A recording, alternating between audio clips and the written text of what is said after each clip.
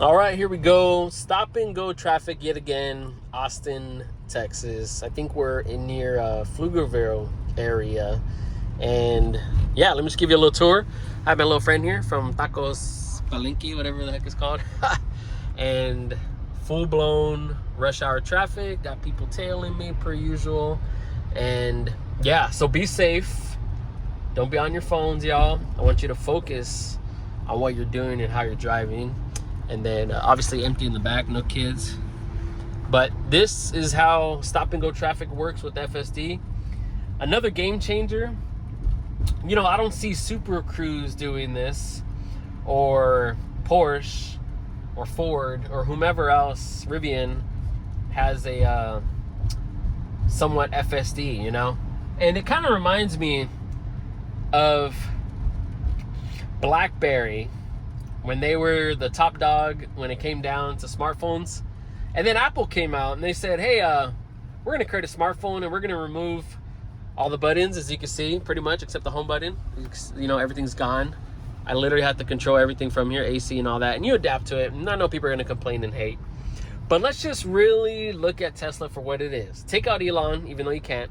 But take out all the things that annoy you about him. But let's just see Tesla as a functioning car manufacturer company.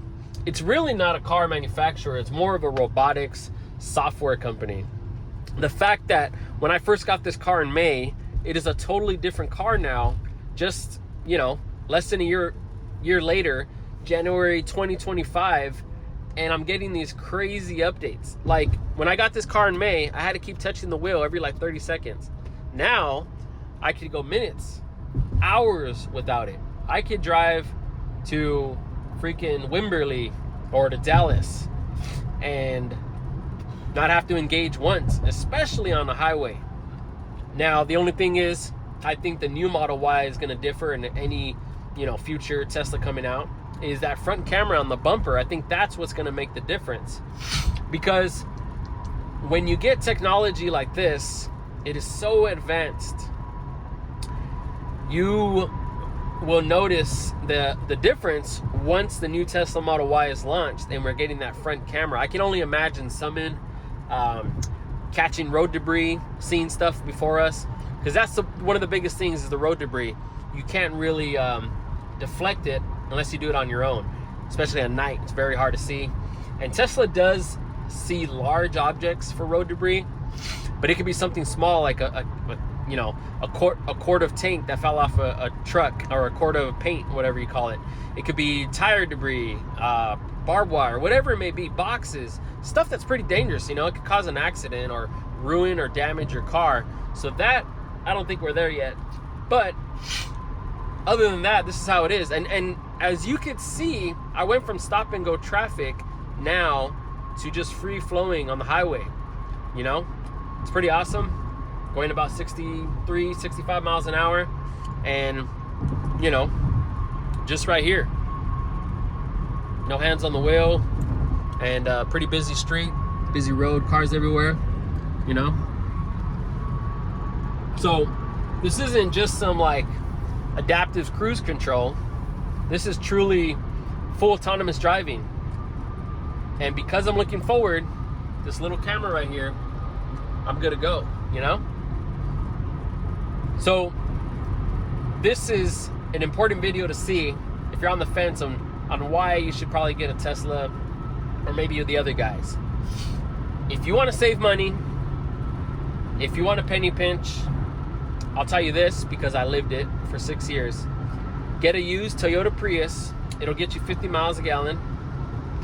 And you can probably buy one cash for like $12,000, a used one. Or you could get a payment one for like maybe $200 a month. Do that if you want to save money. But if you want a car that gives you the features and benefits of full FSD, I would even go as far as saying you could get a 2021, 2022, as long as you have hardware 3, you could get a Model 3 or a Model Y for less than $35,000 used. Get that bad boy with FSD, and you'll be set, because you'll no longer have to drive anymore.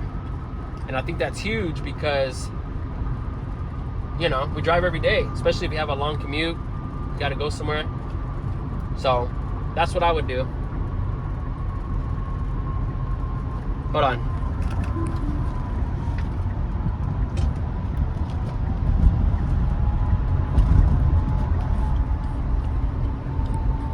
So this guy didn't let me in. It would have went in, but this guy didn't let me in. So that's things you have to worry about. But Biggs Plumbing Company. Maybe I'll give him a call.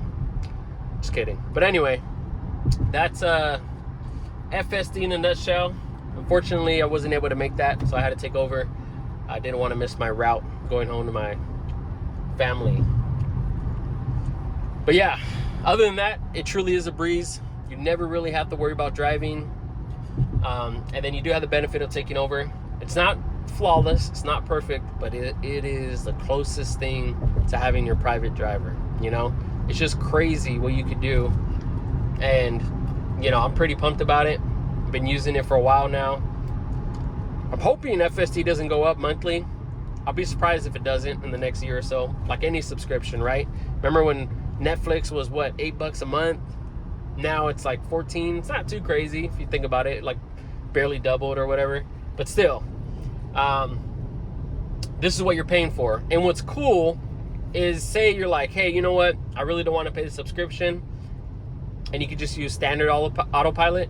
Then you could just upgrade, you know, pay as you go. When you have a big trip coming up, a road trip, and you're gonna be on the road for hours, then you could get a FSD and you can pay for it as subscription based. That's the cool part. That's why I never really recommend paying outright.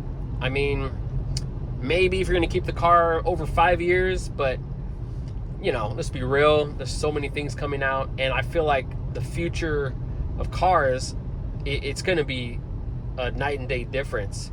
It's going to be equivalent to going to a travel agent and then buying your tickets or whatever on Expedia.com. Like, it's just going to be an obsolete option. So I feel like with cars, it's just going to be a subscription base. Now, there is a benefit of having your own car.